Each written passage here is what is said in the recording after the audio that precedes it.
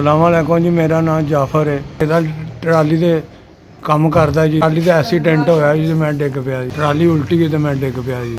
Sir ਜੀ ਉਦੋਂ ਤੇ ਮੇਰੇ ਮਸਲੇ ਨੇ ਲੱਤ ਟੁੱਟ ਗਈ ਸੀ, ਬਾਂਹ ਟੁੱਟ ਗਈ ਸੀ। ਫਿਰ ਵੱਡੇ ਪਿਸ਼ਾਬ ਵਾਲੀ, ਛੋਟੇ ਪਿਸ਼ਾਬ ਵਾਲੀ ਕੁਛ ਹੈ ਅਸੀਂ ਫਿਰੀ ਹੈ, ਪਤਾ ਨਹੀਂ ਕੀ ਫਿਰਿਆ। ਦੇਖੀ ਦਿਲ ਕੀਤੀ ਰੋਟੀ ਖਾਧੀ ਹੈ, ਦਿਲ ਕੀਤੀ ਸਰ ਨਹੀਂ ਖਾਧੀ। 2-2 3-3 ਦਿਨ ਭੁੱਖਾ ਰਹਿਣਾ ਵਾ। ਮਿਲ ਗਈ ਕਿਤੋਂ ਤੇ ਖਾ ਲਈ, ਨਹੀਂ ਨਾ ਮਿਲੀ ਤੇ ਨਾ ਖਾਧੀ। ਤੇ ਬੱਚੇ 2 ਹੈਗੇ ਨੇ, ਮੈਨੂੰ ਉਹ ਵੀ ਨਹੀਂ ਪੁੱਛਦੇ ਸਰ। ਮੈਂ ਸਰ ਧੱਕੇ ਖਾਂਦਾ ਫਿਰਨਾ ਵਾ, ਗਰੀਬ ਆ ਸਰ, ਬੜਾ ਮਜਬੂਰ ਆ ਸਰ। ਇਸ ਉਮਰ 'ਚ ਸਰ ਮੇਰਾ ਕੰਮ ਨਹੀਂ ਉਂਝ ਨਹੀਂ ਹੁੰਦਾ ਤੇ ਮੈਂ ਤਾਂ ਫਿਰ ਆਰੀ ਬੰਦਾ ਵਾ। ਲੱਤਾਂ ਬਾਹਾਂ ਟੁੱਟੀਆਂ ਨੇ ਮੇਰੀਆਂ, ਕਿ ਚੱਲਿਆ ਨਹੀਂ ਜਾਂਦਾ ਜੀ। ਛੋਟੀ ਨਾ ਹੌਲੀ ਟੁਰਨਾ ਵਾ। ਪੂਰਾ ਖਾਣ ਪੀਣ ਤੋਂ ਮਜਬੂਰ ਨਾ ਸਰ ਜੀ। ਮੈਂ ਸਹੀ ਮੈਂ ਕਹਿੰਦਾ ਜੀ, ਮੇਰੀ ਜ਼ਿੰਦਗੀ ਹੈਗੀ ਖਰਾਬ ਹੈ। ਮੈਂ ਐਵੇਂ ਝੂਠ, ਮੈਨੂੰ ਮਾਰਨ ਦੀ ਜ਼ਰੂਰਤ ਹੀ ਨਹੀਂ ਹੈਗੀ ਜੀ।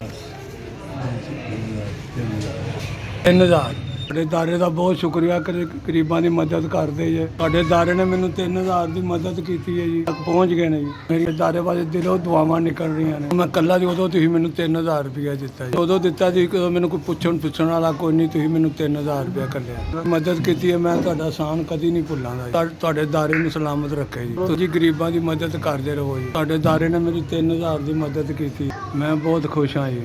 ਤੁਹਾਨੂੰ ਤੁਹਾਡਾ ਕੱਲਿਆ 3000 ਮਿਲ ਗਿਆ। ਰੱਬ ਤੁਹਾਡੀ ਖੈਰ ਕਰੇ। ਬਹੁਤ ਸ਼ੁਕਰੀਆ ਜੀ।